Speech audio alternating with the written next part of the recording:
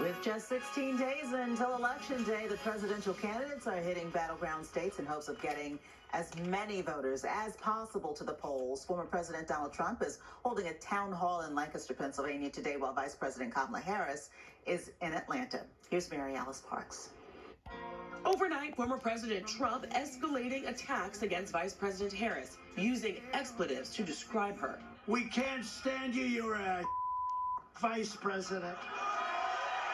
In the final sprint to Election Day, Trump campaigning in Latrobe, Pennsylvania, where he talked about his economic proposals, like wanting to lower taxes for corporations and raise taxes on all imported products. The word tariff is the most beautiful word in the dictionary. He also went on several long-winded tangents, speaking for 13 minutes, including using lewd bathroom jokes about his personal relationship with pro golfer Arnold Palmer. Arnold Palmer was all man, and I say that in all due respect to women, and I love women. Harris ripping into Trump's rallies. Have you noticed he tends to go off script and ramble?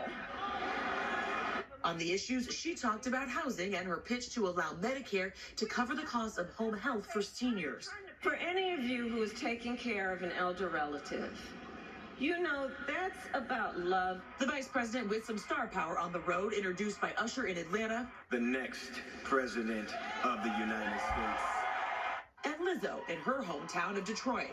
The singer making a veiled reference to recent comments from Trump, who seemed to disparage her city. They say if Kamala wins, then the whole country will be like Detroit. Okay?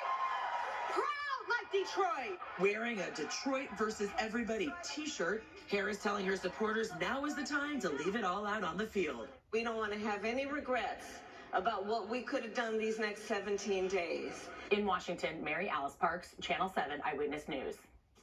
Coming up next on Eyewitness News, a family on Staten Island has had to wait more than a year for a headstone inscription for a loved one. Want to lay his brother to rest in dignity, and to have this dragged on over the course of 14 months has just been frustrating. Well, luckily, they get Nina Pineda and 7 on their side to help.